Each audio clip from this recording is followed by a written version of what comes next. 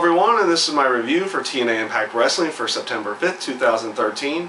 And, this entire Impact was based around setting up the No Surrender Impact for next week, finishing off the Bound for Glory series with the Battle Royal, setting up the Final Four, which, pretty much had the outcome that you would think would end out having, because they were obviously building AJ Styles to probably win the Bound for Glory series and then go on to face Bully Ray for the world title at Bound for Glory, of course. The actual gauntlet match itself, again, you would figure again AJ would win so he could get into the Final Four and everything. They did throw a few little areas of intrigue in there that made it a little bit more intense, or gave it a little bit more intrigue to the actual match itself, like the Jay Bradley deal, or we're saying he got paid off by somebody to try to eliminate someone in particular throughout the match, or just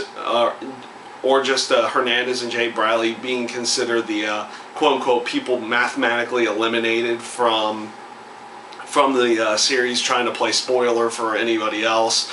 But obviously they went with AJ because that's the route they've been going with pretty much for the last couple of weeks now. They didn't really go that route throughout the entire Bound for Glory series, that they're setting up AJ to go after Bully Ray in this case, but over the last couple of weeks they've definitely changed that route and actually went through there. And honestly, the Bound for Glory series this time around was kind of a mess.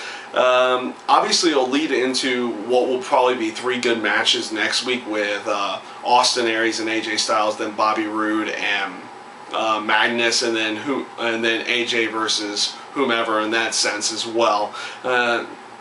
So at least we'll get to see some really good matches in there. The Gauntlet match was actually really good. One thing I definitely liked about the ending was having it be AJ Styles and Christopher Daniels, because Christopher Daniels kind of started this whole attitude in that storyline sense for AJ Styles. So it was a nice little touch to have it kind of finish it off and getting him into the Final Four.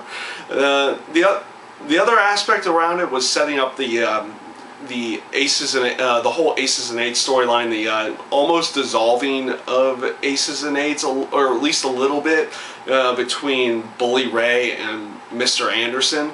Obviously they had the match with Sting and Bully Ray, which of course they did switch it to a non-title match, sticking with the storyline from Slammiversary that Sting can't compete for the world title anymore. So at least they went that route.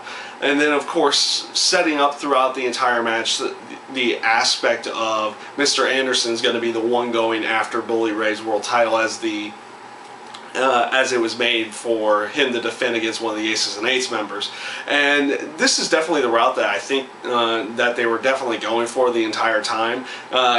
Mr. Anderson's kind of been doing his deal where he's been kind of against Bully Ray in this sense, so it'll be a definite good fit for the storyline. We'll see where they actually go. If they're sticking with Mr. Anderson maybe getting ousted himself out of Aces and Eights within the next week, or is this going to be a deal where everyone thinks Mr. Anderson is trying to get away from Aces and Eights, or and instead he's going to stick with them, and this is kind of like their whole plan. We'll see where they actually go with that in that sense of the storyline.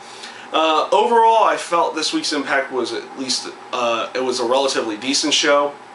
I think they did some good setup for next week's No Surrender. You're definitely going to get to see some really good matches out of it.